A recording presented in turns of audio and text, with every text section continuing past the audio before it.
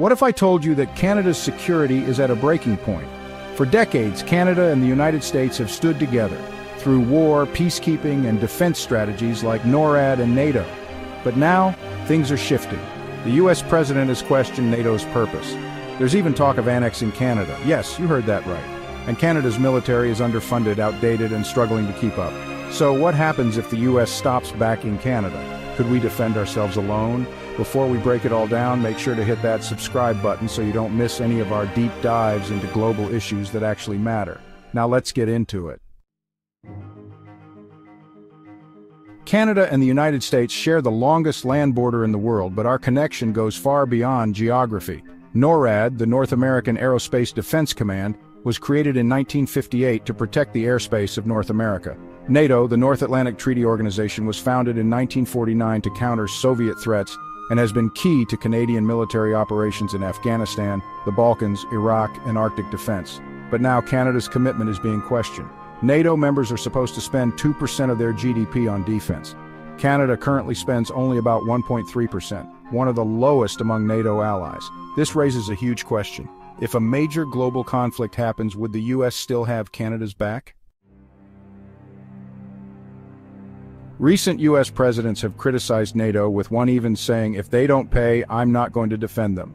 If Canada doesn't meet the 2% NATO target, could we be left out of future defense deals? Canada's CF-18 fighter jets, built in the 1980s while other countries are upgrading to next-gen aircraft. New F-35 jets, expected by 2030, but they're U.S.-controlled, meaning the U.S. could limit their functions. Submarines, Canada's Victoria-class subs are so outdated that we might have to buy new ones from South Korea. Recently, Russian and Chinese military planes entered the Arctic. Canada and the U.S. responded together, but if the U.S. pulls support, can Canada defend the Arctic alone?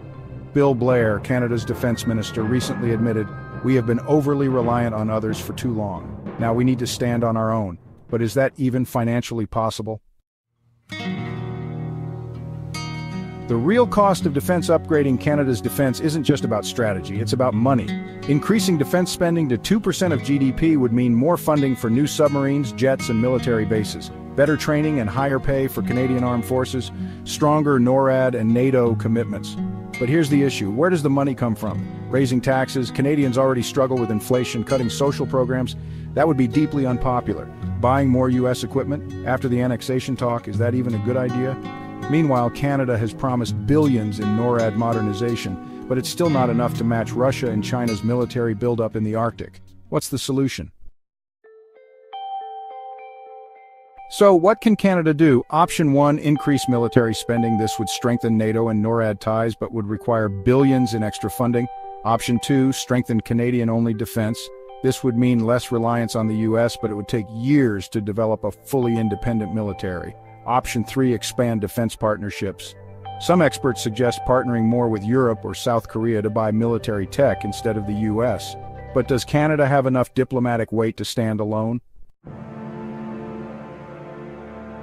Canada is at a major crossroads. The U.S. might not always be there to protect us, and our military is struggling to keep up. What do you think? Should Canada increase military spending to meet NATO's 2% goal? Rely less on the U.S. and build its own independent military? Find new defense partners outside North America? Drop your opinion in the comments below. Let's talk about this. If you found this video informative, hit that like button, subscribe, and turn on notifications so you never miss a deep dive on issues that matter. This is Xiltire Pro, bringing you real stories, real facts, and real discussions. Thanks for watching, and see you in the next one.